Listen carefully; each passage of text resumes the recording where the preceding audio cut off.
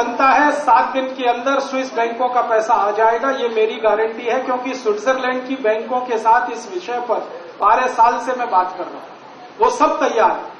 वो कहते हैं कि आप अपना ब्लैक मनी यहां से ले लो, हम तैयार हैं। जर्मनी की बैंकों ने अभी सरकार को एक चिट्ठी भेजी थोड़े दिन पहले, वो टाइम्स ऑफ इंडिया में लीक हो गई और छपी। जर्मन की बैंकों में जितने नेताओं का पैसा, उन्होंने कहा कि हम 6 महीने का समय दे रहे हैं, या तो निकाल लो नहीं तो हम जब्त करेंगे सब।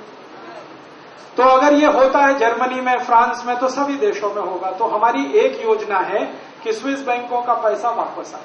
दूसरी योजना है कि जितनी विदेशी कंपनियां लूट रही हैं इस देश को, इन सबको बाहर भगाया जाए, और इसको भगाने की ताकत आप में। आप उनका माल खरीदना बंद कर दो, विदेशी माल मत खरीदो, सबका माल बिकना बंद हो जाएगा, बाहर जाए, वो पैसा बच जाए। 2 लाख करोड़ हर साल बचेगा, आप सोचो। तीसरी योजना ये है कि भारत का जो रुपया है और अमेरिका का जो डॉलर है, इसको बराबर करना है। अभी हमारा 40 रुपया $1 है, हमको ये 1 रुपया $1 करना है। आप बोलेंगे ये हो सकता है, बिल्कुल हो सकता है। ये $1 40 रुपया हुआ कैसे? ये 1947 15 अगस्त को 1 रुपया $1 ही था। हमने तो 60 साल में जो कर्ज ले लिया अमेरिका और यूरोप से, उसके चक्कर में रुपया कम हुआ, डॉलर बढ़ गया। तो हमारी योजना है कि कर्ज वापस कर दो।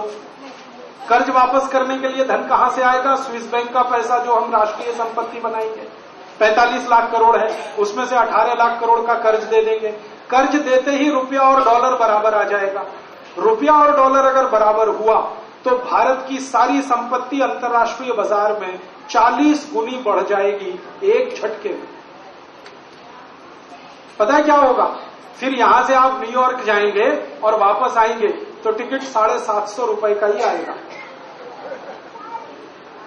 अगर आपका बेटा या बेटी इंजीनियरिंग में आप पढ़ाएंगे, 10 से 12 हजार की पढ़ाई में वो 5 साल में IIT से बीटेक करके निकल आए। डॉक्टर बनाएंगे तो 20-25 हजार का खर्चा, माने आपकी जिंदगी का हर खर्चा 40 गुना कम हो जाएगा। सीधी सी बात। पेट्रोल अभी 52 रुपए लीटर है, फिर हो जाएगा लगभग ₹1.25 लीटर। डीजल अभी 36 रुपए लीटर है, डीजल हो जाएगा 80 पैसे लीटर। रसोई गैस का सिलेंडर अभी 350 रुपए का है, ये हो जाएगा लगभग 25 से 30 रुपए का। हर महंगाई का स्तर 40 गुना कम हो जाएगा। जब महंगाई 40 गुनी कम होगी तो आमदनी अपने आप 40 गुनी बढ़ जाएगी। तो हर भारतवासी जो आज 1 रुपए का मालिक है वो 40 का होगा, जो 1 लाख का मालिक है वो 40 लाख का होगा, जो 1 करोड़ का मालिक है वो 40 करोड़ का होगा, जो 100 करोड़ का है वो 4000 करोड़ का होगा। हर भारतवासी अपने आप अमीर होना शुरू हो गया। और रुपया और डॉलर जिस दिन बराबर हुआ, उस दिन तो दुनिया में हमको कोई रोक नहीं पाएगा, हम सबसे आगे होंगे। आप जानते हैं क्यों? क्योंकि एक क्षेत्र ऐसा है हमारा जिसमें कोई मुकाबला नहीं कर सकता हमसे, खेती का क्षेत्र। खेती में हम गाय के गोबर और मूत्र से जो पैदा करेंगे ना धान्य, दुनिया में कोई नहीं कर सकता, क्योंकि किसी के पास गाय नहीं है जो हमारे पास। देशी गाय हमारे पास है, सबके पास जर्सी और होलिस्टियन है, हमारे पास देशी गाय। देशी गाय के गोबर और मूत्र से ही धान्य पैदा हो सकता है, जर्सी से नहीं होता, क्योंकि उसके न गोबर में दम है न मूत्र में दम है, और दूध तो बिल्कुल बेकार।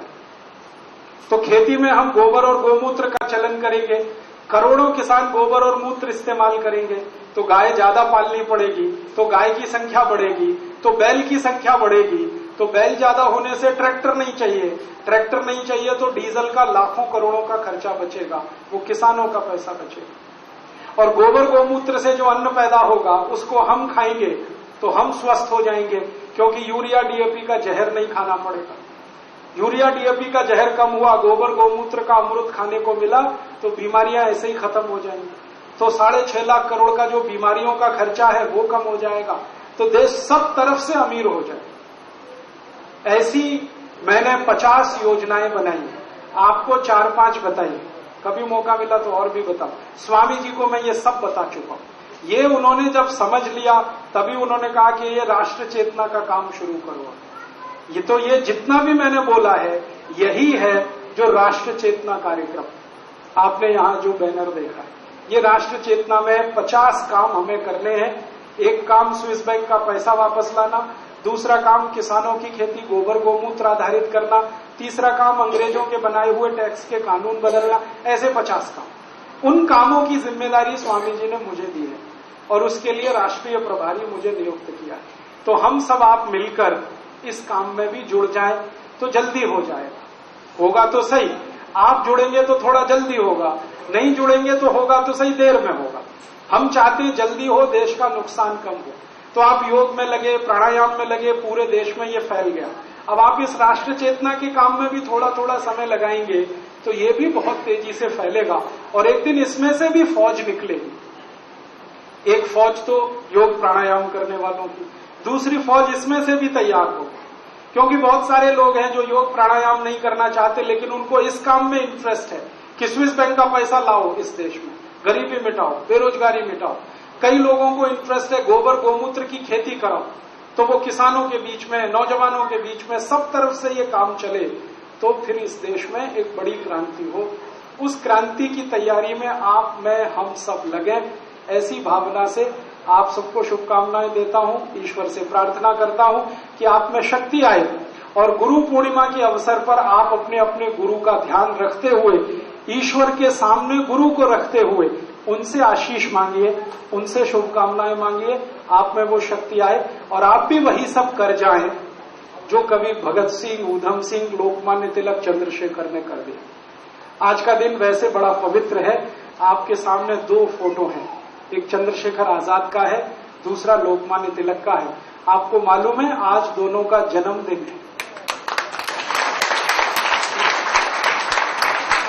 चंद्रशेखर आजाद का जन्मदिन है, लोकमान्य बाल गंगाधर तिलक का जन्मदिन है। लोकमान्य बाल गंगाधर तिलक पैदा हुए थे महाराष्ट्र में कोंकण नाम के एक इलाके के छोटे से गांव में, और चंद्रशेखर आजाद पैदा हुए थे आज ही के दिन मध्य प्रदेश के झाबुआ नाम के एक छोटे से इलाके। अब तो झाबुआ बड़ा हो गया, पहले बहुत छोटा सा था। है जी, भावरा, झाबुआ जिला, भावरा गांव। तो ये जो एरिया में से निकले एक व्यक्ति चंद्रशेखर आजाद, आपको शायद मालूम है, अपने माता पिता के अकेले थे, माता पिता के अकेले, और घर छोड़ दिया, परिवार छोड़ दिया और देश के लिए अपने को न्यौछावर कर। एक बार उनकी मां ने कहा था कि तू तो मेरा अकेला बेटा है, तुझको तो इतना बड़ा किया है बुढ़ापे के सहारे के लिए। तब चंद्रशेखर आजाद का जवाब था कि तेरी जैसी करोड़ों माताएं हैं इस देश में, वो अंग्रेजों की गुलामी में हैं, उनको आजाद कराना मेरा पहला कर्तव्य है। ये जवाब था। ऐसे ही लोकमान्य तिलक बहुत क्रांतिवीर, आप जानते हैं 1905 में जब स्वदेशी आंदोलन शुरू हुआ तो उसकी सारी नींव इन्होंने ही रखी, लोकमान्य तिलक। और लोकमान्य तिलक अपने जीवन में सबसे ज्यादा प्रभावित थे स्वामी दयानंद सरस्वती। उनकी एक अखबार निकलती थी, उसका नाम केसरी। केसरी अखबार में उन्होंने संपादकीय लिखा 1905 में 11 दिसंबर को, और उसमें उन्होंने कहा कि स्वदेशी और स्वराज्य, ये 2 शब्दों का अर्थ मुझे सत्यार्थ प्रकाश पढ़ने के बाद समझ में आया। और उसके बाद ये दोनों शब्द उनके जीवन के शब्द बन गए। हर बार वो यही कहते थे, स्वदेशी और स्वराज्य एक ही सिक्के के 2 हिस्से हैं, स्वदेशी आएगा तो स्वराज्य अपने आप आएगा, और स्वराज्य को हमने टिकाया तो स्वदेशी आगे बढ़ेगा। तो वैसे लोकमान्य तिलक जिन्होंने स्वदेशी आंदोलन आगे बढ़ाया। आपको और एक जानकारी दूं, अंग्रेजों की सरकार ने लोकमान्य तिलक, लाला लाजपत राय और विपिन चंद्र पाल, इन तीनों नेताओं को हिट लिस्ट में